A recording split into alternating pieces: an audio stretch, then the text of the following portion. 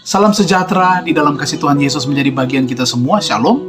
Saat ini kita ada pada pelajaran sekolah Sabat atau rangkuman dari pelajaran sekolah Sabat yang berjudul Saat Penghakimannya. Masih berbicara tentang nubuatan 2300 petang dan pagi dalam Daniel pasalnya yang ke-8 ayatnya yang ke-14. Kalau kita lihat dalam pelajaran hari Minggu tentang pembersihan tempat kudus, dalam Daniel 8 ayat 27, Daniel tercengang-cengang tentang penglihatan itu, tetapi dia tidak memahaminya.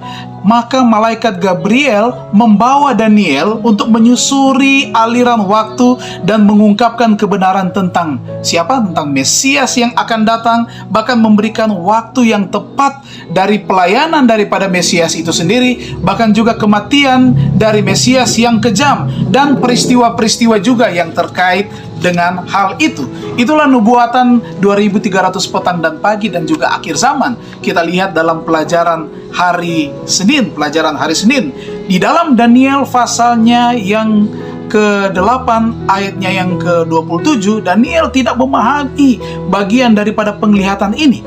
Bagian sebelumnya tentang domba jantan ataupun kambing dan tanduk kecil itu semuanya telah dijelaskan, bahkan dengan kekuasaan-kekuasaan yang muncul pada waktu itu. Kita bisa baca dalam Daniel pasal 8 ayat 20 dan 21. Di situ sudah dijelaskan bahwa domba jantan itu mewakili kekuasaan daripada Media Persia. Kemudian kambing jantan itu dia mewakili akan kekuasaan Greka. Dan tanduk kecil itu adalah kekuasaan daripada Roma. Daniel 8 ayat 9, ayat 23 dan juga ayat 24. Namun pembersihan tempat kudus itu tidak dijelaskan.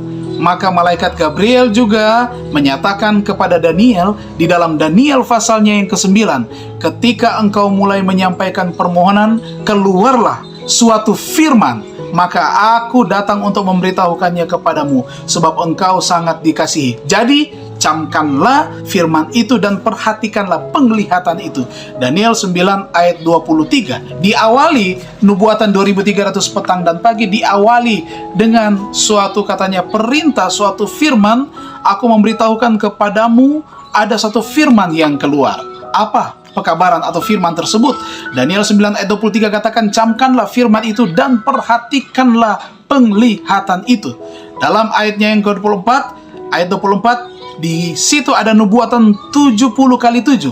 70 kali 7 masa telah ditetapkan atas bangsamu, yaitu bangsa Yahudi. Jadi ada nubuatan 70 kali 7 ya, yang berbicara 70 kali 7 minggu, yang terdiri tentunya kalau 70 kali 7 berarti itu 490 hari.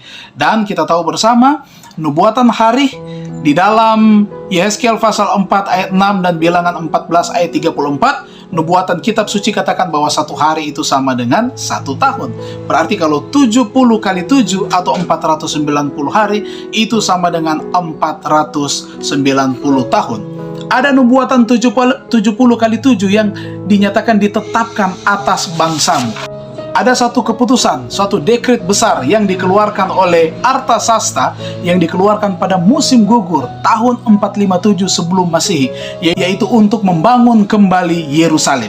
Dari dekret ini pada tahun 457 sebelum Masehi sampai kepada Mesias, menurut Daniel akan ada 69 minggu atau 483 tahun.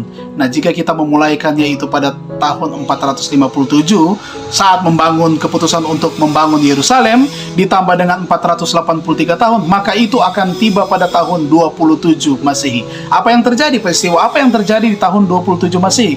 Ternyata Yesus dibaptiskan oleh Yohanes Pembaptis. Kata Mesias yang berarti yang diurapi, disitulah Yesus Kristus Sang Mesias dibaptiskan. Itu terdapat dalam Matius pasal 3 ayat 13 sampai ayatnya yang ke-17. Kalau kita lanjutkan untuk pembacaan dalam Daniel 9 ayat 26, sesudah ke-62 kali 7 masa itu akan disingkirkan seorang yang telah diurapi. Jadi setelah Yesus, saudara-saudara, Yesus dibaptiskan, akan ada peristiwa, akan disingkirkan dia yang diurapi.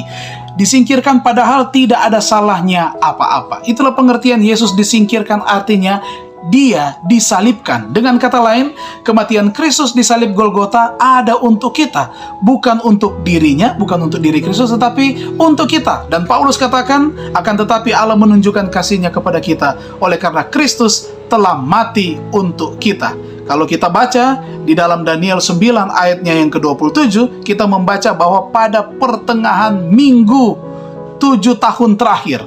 Jadi pada pertengahan minggu itu. Jadi kalau satu minggu itu ada 7 hari atau sama dengan 7 tahun. Pertengahan minggu itu maka Kristus akan mengakhiri pengorbanan-pengorbanan dari acara pengorbanan yang dibuat oleh bangsa Yahudi yang mengarah kepadanya lewat disalibkan. Ketika Yesus mati di kayu salib, maka semua hukum upacara tersebut sudah tidak berlaku lagi. Mengakhiri semua pengorbanan dan persembahan. Dan kita tahu bersama itu terjadi di pertengahan minggu tersebut, itu terjadi pada tahun 31 Masehi. Tahun 31 Masehi. Jadi tahun 27 Yesus dibaptiskan, maka pada tahun 31 ya di pertengahan minggu itu maka dia mati di kayu salib, mengakhiri semua pengorbanan yang ada. Dan dilanjutkan nubuatan ini di pelajaran hari Kamis tahun 1844. Jadi pada 490 tahun bagian pertama sudah diterapkan untuk kedatangan Mesias yang pertama, yang berakhir di tahun 34 Masehi, dari tahun 457 sampai tahun 34. Nah, untuk mengurangi 490 tahun dari 2300 tahun, maka ada sisa 1810 tahun. Jadi kalau ditambahkan 1810 tahun, maka itu akan berakhir di tahun 1844. Bahwa pembersihan Ka'bah akan terjadi dalam terang pembersihan atau pemulihan kebenaran tentang tempat kudus dan penghakiman akhir zaman surga. Artinya, saudara-saudara, kalau mau dirampungkan, peristiwa nubuatan 2300 petang dan pagi ini terbagi. Yang pertama, 70 minggu, Daniel 9 ayat 24. Di dalamnya juga ada 7 minggu dan 62 minggu atau 69 minggu. Ya, 7 tambah 62 sama dengan 69 minggu dalam Daniel 9 ayatnya yang ke-25. Kemudian juga ada minggu terakhir yang ke-70 dalam Daniel 9 ayatnya yang ke-27. Artinya, kalau nubuatan 2300 petang dan pagi itu diawali tahun 457, maka dia akan berakhir pada periode tahun 1844. Penghakiman di surga dimulai, pekabaran 3 malaikat disampaikan kepada umat-umat Tuhan. Apa pekabaran yang dapat kita ambil dari pelajaran ini? Kita bisa lihat di sini bahwa ternyata penghakiman itu sudah terjadi. Nubuatan tentang Yesus akan datang sudah disampaikan, bahkan kematiannya, bahkan untuk penghakiman yang akan diberikan kepada kita semua itu sudah dinyatakan. Pekabarannya adalah marilah kita boleh sungguh-sungguh bertobat kepada Tuhan, kita boleh merendahkan diri, datang kepada Tuhan, memeriksa hati kita, mengakui dosa kita, bertobat, meminta Allah untuk membersihkan kita, karena saat ini adalah kesempatan untuk kita mengaku semuanya kepada Tuhan. Dan bukan hanya itu saja, pekabaran penghakiman ini kita boleh sampaikan juga kepada banyak orang supaya mereka juga boleh sama-sama memperoleh keselamatan. Saat ini adalah saat penghakiman Tuhan, karena ayat tema katakan bahwa hal ini harus kamu lakukan, karena kamu mengetahui keadaan waktu sekarang, yaitu bahwa saatnya telah tiba bagi kamu untuk bangun dari tidur, sebab sekarang keselamatan sudah lebih dekat bagi kita daripada waktu kita menjadi percaya. Hari sudah jauh, malam telah hampir siang. Roma 13 ayat 11 dan juga ayatnya yang ke-12. Mari kita tunduk kepala dan kita berdoa. Bapa di surga, terima kasih kebenaran firman-Mu menguatkan iman kami.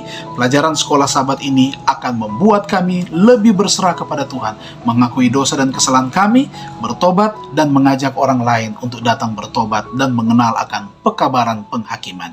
Diberkatilah kami semua, dalam nama Tuhan Yesus kami persembahkan doa ini. Amin. Tuhan Yesus memberkati kita semua.